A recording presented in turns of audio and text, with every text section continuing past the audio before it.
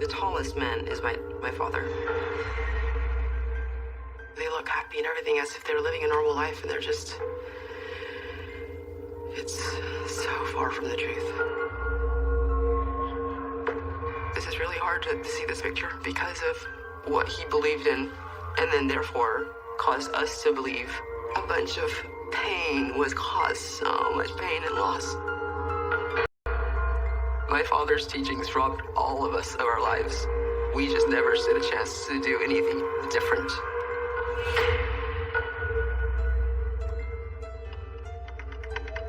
Ervil LeBaron, the self-proclaimed prophet who began preaching a doctrine of hatred and murder, was often referred to as the Mormon Manson.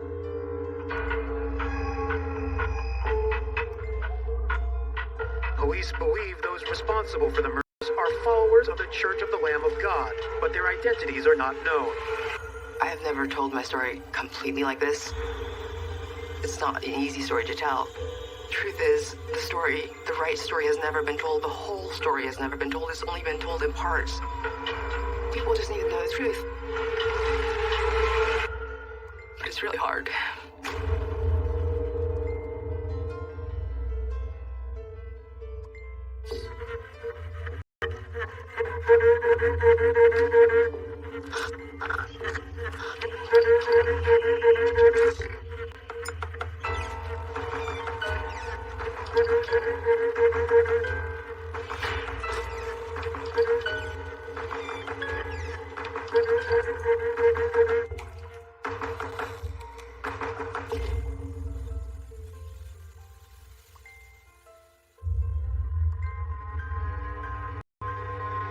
My father was a Mormon polygamist, and my mother was one of my dad's 13 wives.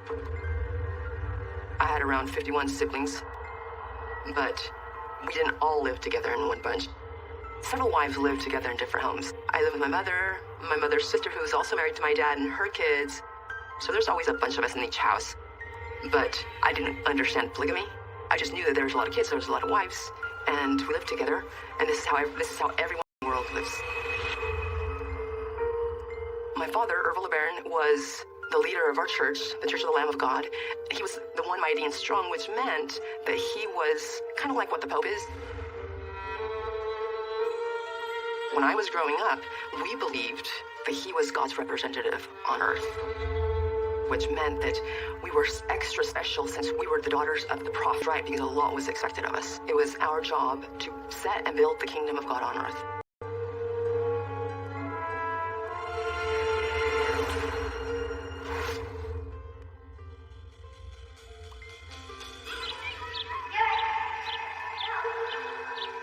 My father kept us separated and sheltered. He wanted us to be completely isolated so we would not get influenced by the devil. And it was a little stressful because we couldn't play with anybody. I remember being a loner, but it was hard to understand why. And there are so many rules. Our dad did not want us to watch any television, and we weren't supposed to listen to any radio, music, so our minds wouldn't get poisoned because that was worldly. But there was a moment that my mother brought a TV home. Hi. I got us a little surprise. A surprise? A little something for us. She said, as long as we don't tell anyone, keep it a secret. And so she allowed us to watch television. If nobody was around and we knew nobody was going to show up, then we just turned the television on. And we'd have to be sneaky about it and not get caught. I loved Gilligan's Island, and I adored and just fantasized about one day growing up to be Ginger. But I knew in my head we weren't supposed to want that. So I was always afraid that I was going to go to hell because I liked the worldly things.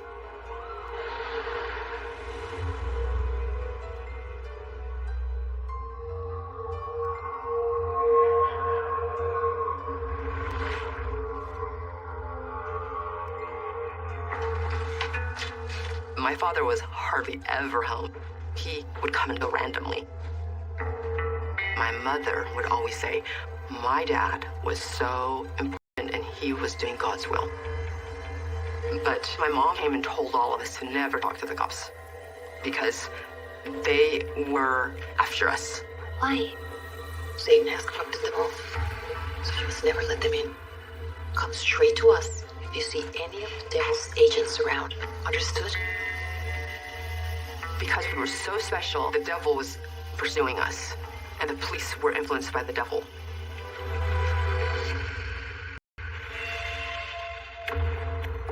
So somebody knocks at the door, and my brother, who was 10 years old, goes to answer the door, and it was a cop. Hello, son. Are your parents home? So my brother let us cop in, and then all of a sudden, one of our dad's followers makes all of us be super quiet. And floor, hurry. They were trying to hide us. We had to shush, and it was super important. The enemy is here. I don't want to hear a peep out of any of you, understand? I don't know how long we were down there being as quiet as possible. But after a while, the police left.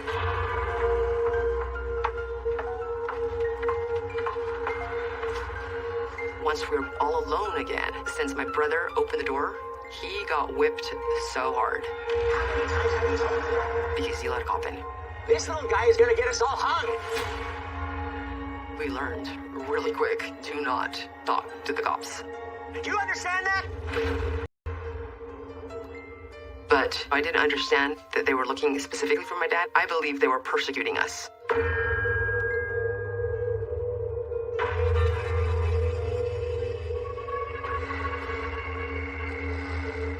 Every now and then, people would have meetings that were really important, and certain meetings were secretive, and only the chosen few people could be part of these meetings. You know how the devil's agents have been harassing. One day, I thought to be in a meeting where we were talking about why Dad really was being persecuted. I was in a small room with a few other of my siblings, and I found out that the reason why my dad was being looked for by the police was because of the murders he had ordered. No one wants to burn in hell forever. Your father is helping them atone for their sins.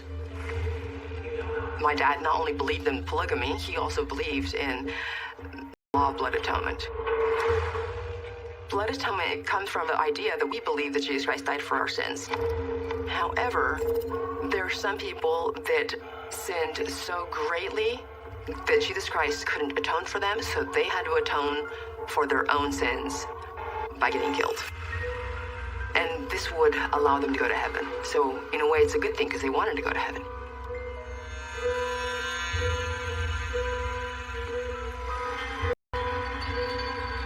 Sometimes the only way to save them from hell is for them to die. And he was in jail because he was being persecuted by the devil's people. God chose him. I absolutely felt like my dad was a martyr because he was told by God. He had these revelations. And people just didn't understand it because they were Gentiles. So, since they didn't understand, they persecuted my dad. He is the one mighty and powerful. That is the price that you have to pay for doing God's will.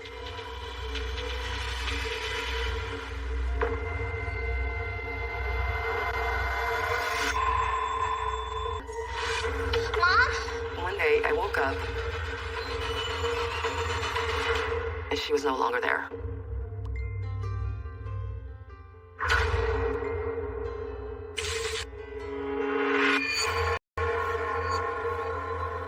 I was, like, I guess most children, very attached to my mother. I loved to be with my mother.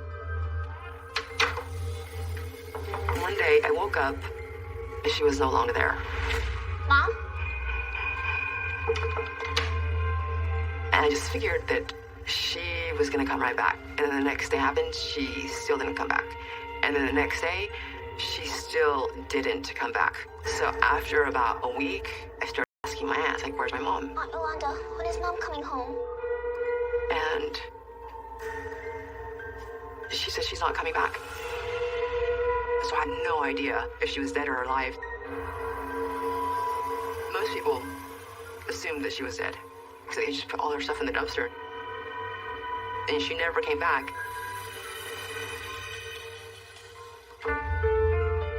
I missed my mother more than anything. And I cried and cried and cried in secret because I wasn't supposed to cry about her. But I did.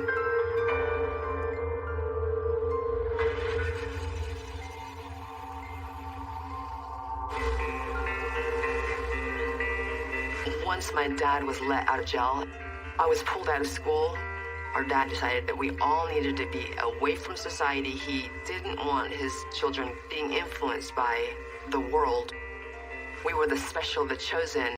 Our minds had to be 100% pure. And so he sent us all to a ranch so that we could be disconnected from the world and focus more on just the teachings that they wanted us to learn.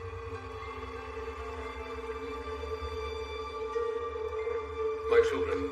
One of the ways that we would get taught is an adult would get one of the books, like the teachings of the prophet Joseph Smith, our dad's writings, and we'd just gather in a circle and would be read to. I have traveled far beyond this ranch, and I have seen the world beyond. The world is riddled with depravity and sin. My dad would talk about there's this Armageddon war, Battle of Armageddon is what he called it, and we had to help save the world. Promise me, my children, promise, you will not allow the darkness in, that you will fight the wicked in the world. We're supposed to do our part because we want to make sure God knows that we are doing whatever it takes to be his servants on earth. We believed that we were God's soldiers. If you sinned against light, you had to get killed. A part of me thought, oh my God, I'm not going to make it because I was afraid that I had sin within me because I couldn't understand the scriptures. And that's one of the reasons why I personally thought that I might get killed, because I was emotional and sentimental.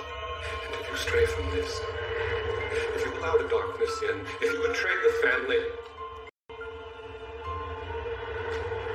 you face the wrath of God alone. I was petrified.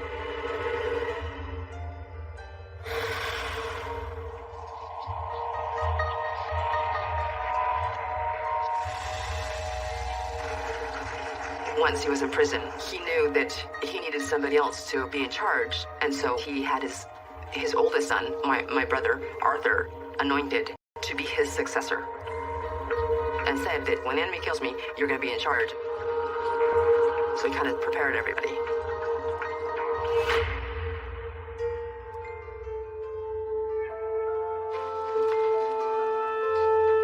I all of a sudden noticed one morning that something was just not right with how people were behaving.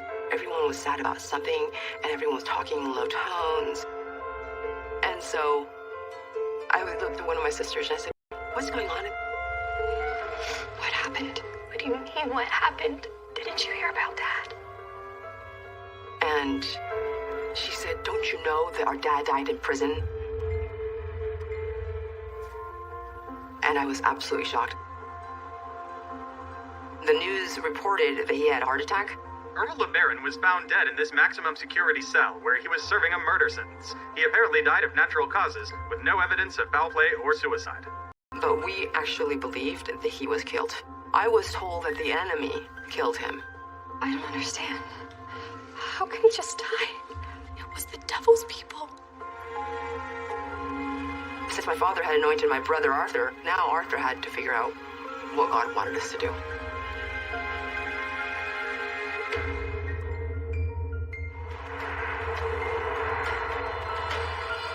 There was one of our dad's followers that didn't want Arthur to be in charge. And Leo just did not want to follow Arthur and did not want Arthur to be in charge. Orville did not choose Arthur. He would choose someone that knows so little about his teachings. And then one day, he said that he had this revelation that Arthur was not doing God's will, and now he was supposed to be in charge. I had a dream last night. A dream that an angel came to me and told me that Arthur is not following God's will. The angel told me that Arthur is unfit to lead, as he is a sinner against God. Because of that, there became a division within the family. He ordained me as well. You? That wasn't in Orville's writings. No, but it is God's will. And then some people also sided with Arthur. So our clan, it was divided in two. You all will help me send Arthur from this earth. Any who stands against me stands against God and will face blood atonement.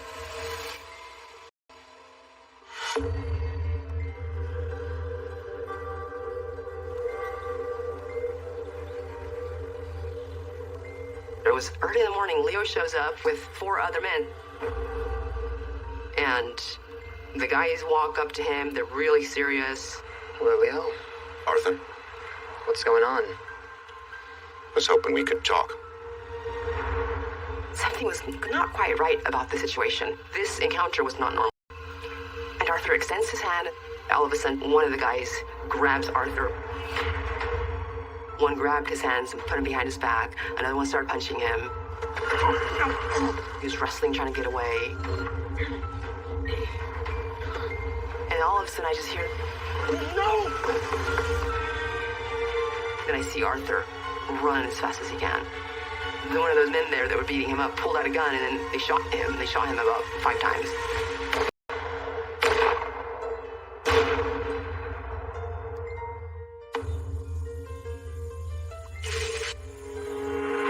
No! Arthur got shot. I just completely froze. It was devastating. They put him in the trunk, and they just drove off.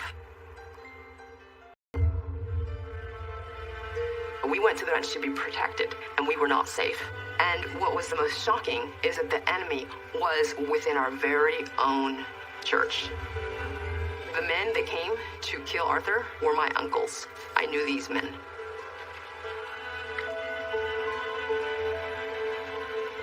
This was Arthur. I really loved him a lot. I still miss him. I just things would have been so much different with him around.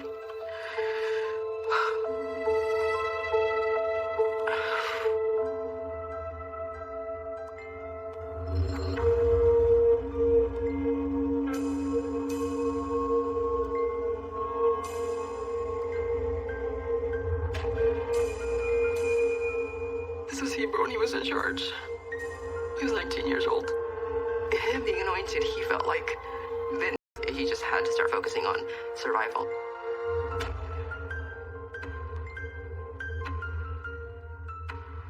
Hebrew felt that he had to do something because if Arthur got killed, who else was next? We don't go to the police. To us, the police were the devil's handyman. So how do we stay protected? What Heber decided is that we all needed to have weapons so that we were not defenseless. He brought guns for everyone. I got a .22 rifle. He took us out and showed us how to use the guns. And here we are, a bunch of kids on the ranch, armed to protect ourselves because we were afraid for our lives. To me, this is definitely a good thing that now I had a weapon in case something bad ever was going to happen.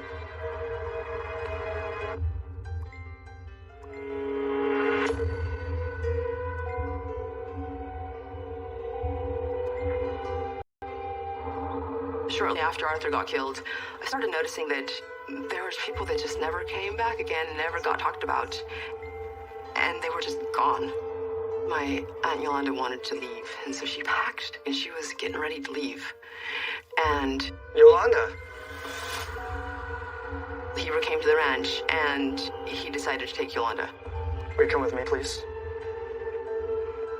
You can leave that. I just felt uneasy about it. I knew that something was not right. When Arthur was killed, Yolanda was on the ranch.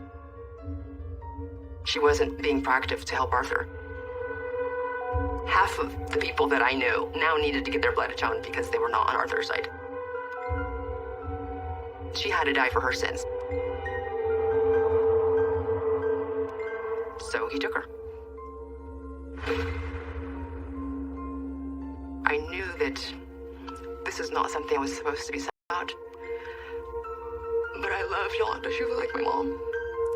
I grew up with her, and she was my mom's younger sister.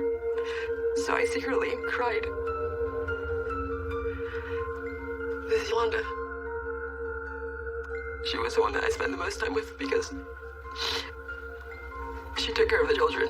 I was devastated because I couldn't imagine being on the ranch without her, being separated from her. I was just so scared. It was so hard to accept. I loved her so much.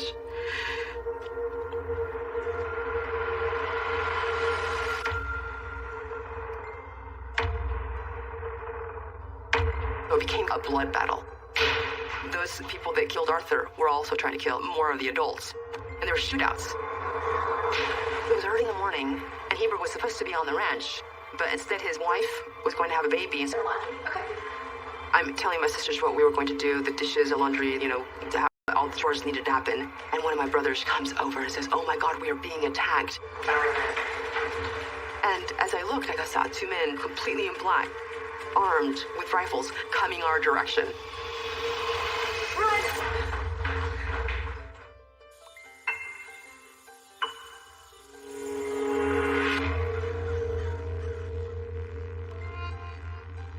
It's early in the morning on the ranch, and one of my brothers comes over. There's someone on the edge of the property. I don't recognize them. And as I looked, I saw two men completely in black, armed with rifles, coming our direction. It was the people that killed Arthur and didn't want Heber to be in charge. They were going to make us follow them or kill us. And I just yelled to my sisters, "Run!" And we just ran as fast as we could. They started running after us, and they said, "Stop, or I'll shoot." We found a hiding spot and hid.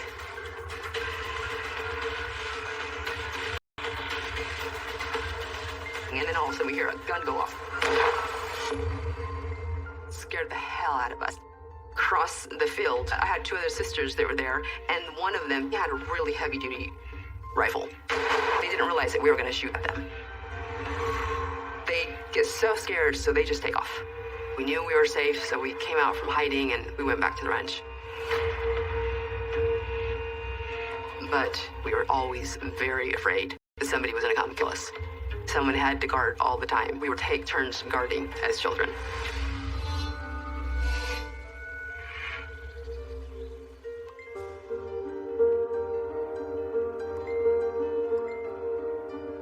Things got so complicated that it kind of felt like I was walking on eggshells. There was a quote that said, "Many are called, but few are chosen," and I was petrified. I just knew that there was no way I was going to make it.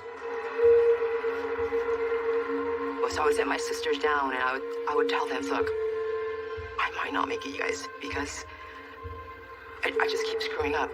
If I ever commit a grave sin, and they tell you you need to blood atone me, you can't be afraid to do it." What? I would tell them, "There might come a day you guys are going to have to kill me, and it's going to be okay.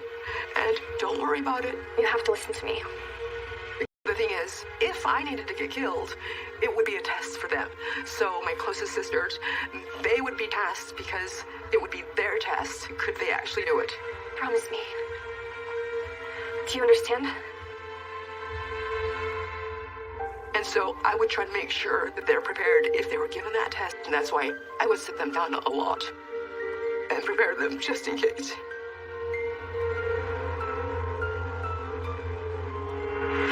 I could tell my brother was worried about something. I'm like, "What's going on? What's happening?" And he says, "I was chosen to be on this military mission." We knew a military mission was that you were going to go out and kill somebody that needed to be blood atoned. He's like, "I know I'm supposed to be going on this military mission, but I really don't want to go. And I'm scared. I'm really scared." I don't know if I can do it. You can do it. Listen to me. You know what they'll do to you if you don't. I was scared for him because I thought, oh my God, my brother was chickening out. You couldn't just decide not to kill somebody. It was not an option, because if you chose that, then you were going to get killed. And I really loved him. I just kept saying, "You have to not be afraid. You just have to do it." I was giving him a lecture to make sure he didn't back out. No, just snap out of it, because you have to do this, and it needs to be done, and you really need to just do this, and don't be afraid. You have to do it. So you just go, and you do it, and then you come back, and everything will be fine. I didn't want him to go to hell, because he was a wimp.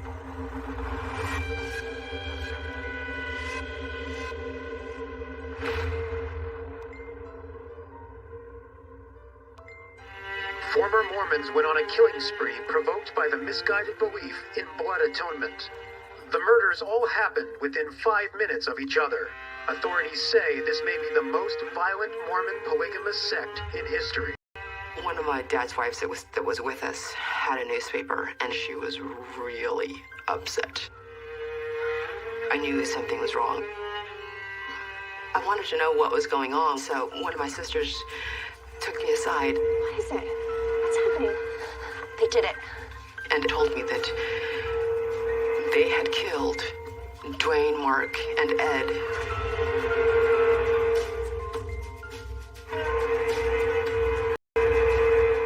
When our dad ordered someone's death, they were the ones that carried all the deaths out. But they split off because now they wanted to be in charge.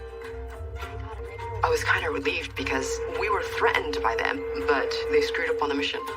Something went wrong. She tells me that there's been a big mistake. They killed Dwayne's daughter too. She wasn't supposed to be there.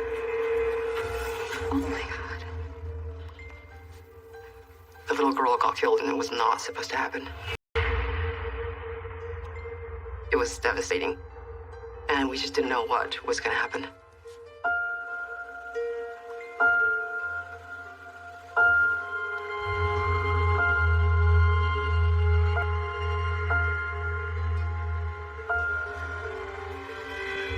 Eventually, there became a time where everyone was hiding, and I was one of the oldest left, all alone with a bunch of kids. We had no idea when they were going to return, and things got really desperate. What do you do when you don't know what to do?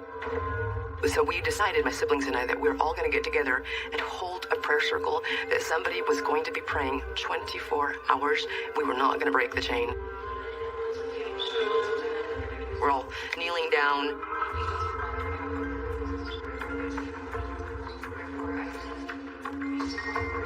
Several days after praying and praying, I think I know what we have to do. one of my younger siblings said that one of the guys that killed Arthur on the ranch is still alive, and maybe that's why God wasn't blessing us. We need to go out there and go kill him. I was still under the belief that our job was still to continue living this life. We were still responsible for carrying out God's orders. So it just all of a sudden became the mission. And me and her were going to kill him.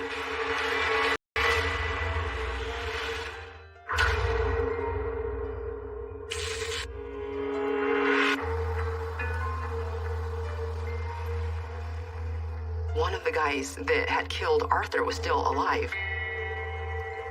And so the plan was drive over there and kill him. And so my sister and I drive 1,000 miles, and we were just praying that God could give us the strength to do this.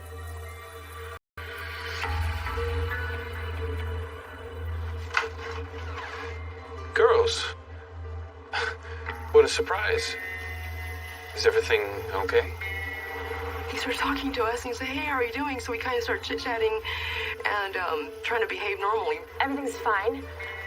We just wanted to see if you'd heard from anyone. There's no one left at the ranch.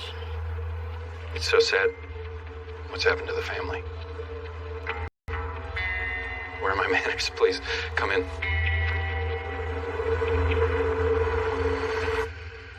I can't. We were scared and couldn't do the mission. We shouldn't have come here. So what we ended up doing is we decided we were going to go back home. And we just drove back home. We didn't know what to do, what was going to happen. We just were hiding and waiting for someone to come or something to happen.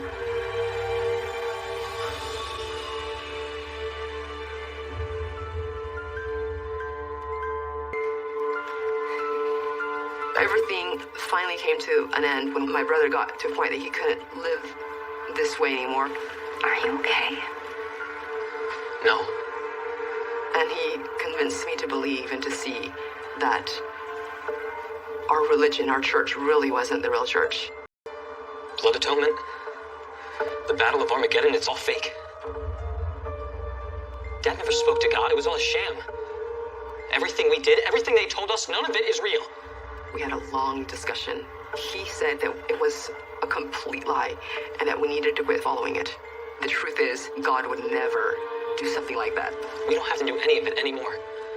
I was actually so relieved. I couldn't believe you saying it, but I was just so relieved. that finally it was over with. So what do we do now? Whatever you want. It was just the hugest turning point in my life. It completely turned everything upside down. We were too afraid to talk about the bigger things like killings. Things you just can't take back. You can't bring people back to life. It was devastating how much loss there was. For no reason. For stupid religion that wasn't real.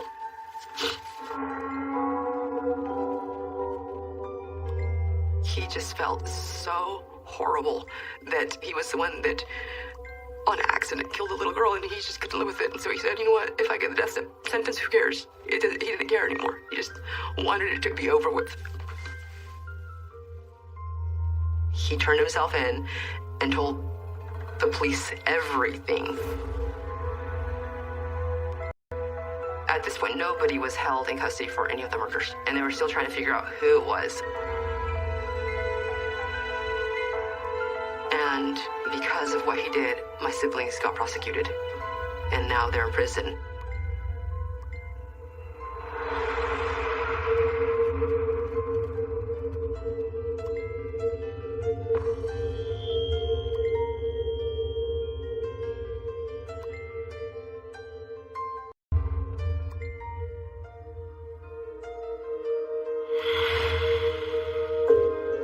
Guess what? We found your mother. I was so shocked. Like, you found my mom? And they said that she was in a mental hospital, and she had been in a mental hospital in Fort Worth for 5 years. And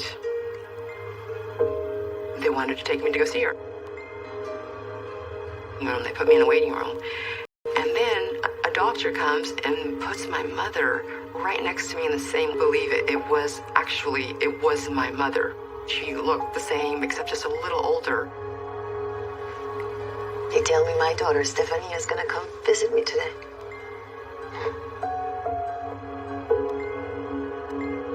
And she could not recognize me. I was so shocked. You don't remember me? I'm your daughter. My mother was in this mental institute because she just couldn't take it and had this mental breakdown.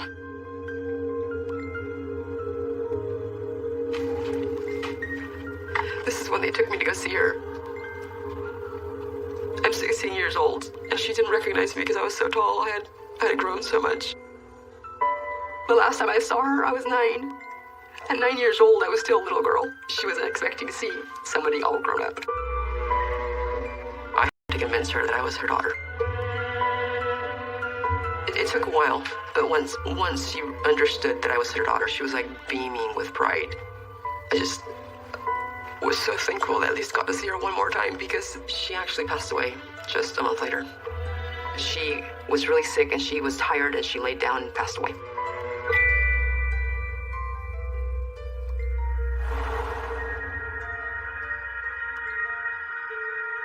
I always really wanted to be an actress, and now that we could do whatever we wanted, I actually moved to LA and pursued acting.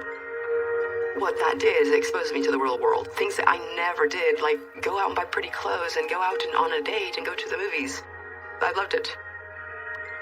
But this was so devastating that I ended up not believing in God. For several years, I just proclaimed that I was an atheist. And, God was not real. Now, I don't go to church, but I consider myself a spiritual person. I do believe in goodness. I do believe that we're here to do good things. And I hope to do as much good as I possibly can, because we need to have LeBarons doing good and amazing things.